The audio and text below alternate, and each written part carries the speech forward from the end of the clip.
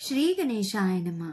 श्रीमद भागवत कथासार स्कंद दुसरा अध्याय 9 चतुश्लोकी भागवत। श्री शुक म्हणतात, ज्ञानस्वरूप आत्म्याला मायेशिवाय स्वप्नदृष्ट्याप्रमाणे देहादिकांशी संबंध घडत नाही। बहुरूप मायेमुळे हा जीवही बहुरूप असल्यासारखा भासत असतो आणि या मायेच्या गुणांच्या ठिकाणी रममान होणारा हा जीव देहच मी व माझेच विषय असे समजत असतो। मोहरहित झालेला जीव मी व माझे या दोहींचा त्याग करून उदासीनपणे राहतो।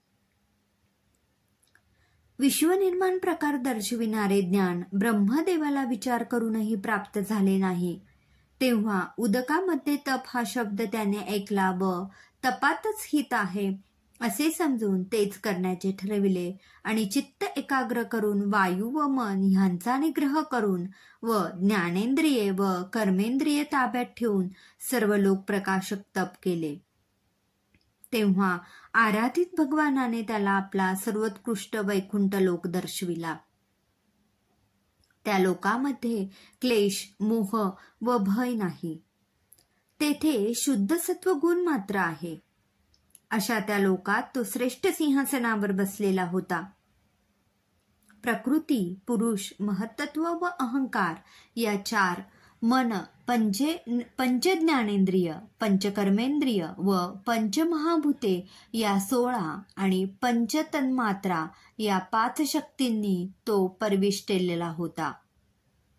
त्याच्या दर्शनजन्य आनंदाने ब्रह्मदेवाचे मन उचंबळून आले व ज्ञानमार्गाने प्राप्त होणाऱ्या त्याच्या चरणकमलांना त्याने नमन केले।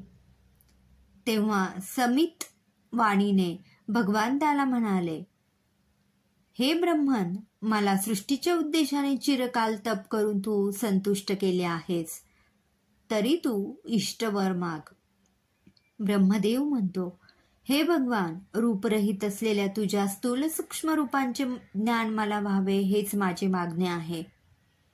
हे ईश, आपल्या सेवेविषयी तत्पर असलेल्या माझ्या हातून सृष्टी होईपर्यंत मला मोह होऊ नये आणि मी स्वतंत्र आहे असा गर्व होऊ नये।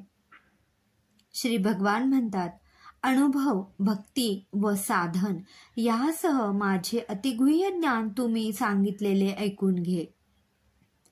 सृष्टीचे पूर्वी मीच एकटा होतो। स्थूल, सूक्ष्म व कारण ह्यापैकी काही एक नव्हते। सृष्टीचे नंतर हे विश्व मीच आहे आणि प्रलयकाली कायम राहणाराही मीच आहे। कार्याच्या ठिकाणी कारण रूपाने, अनुवृत्ती हा अन्वय आणि कारणावस्थेमध्ये कार्याहून वेगळेपणा हा व्यतिरेक तेच आत्मस्वरूप होय। चित्त एकाग्र करून तू हा उपदेश ग्रहण कर, म्हणजे कल्पातील विविध सृष्टी संबंधाने तुला कधीही मोह होणार नाही। श्री शुकाचार्य म्हणतात, याप्रमाणे जन्मरहित हरीने प्रजापतीला उपदेश केला व आपले स्वरूप गुप्त केले। सर्व भूतमय ब्रह्मदेवाने हे विश्व पूर्वीप्रमाणे उत्पन्न केले। विनय संपन्न आज्ञाधारक भगवत भक्त नारदाने विष्णूची माया जाणण्याकरिता पिता ब्रह्मदेवाला संतुष्ट केले। त्यावेळी ब्रह्मदेवाने प्रसन्न होऊन त्या पुत्राला हे दशलक्ष संपन्न भागवत पुराण सांगितले।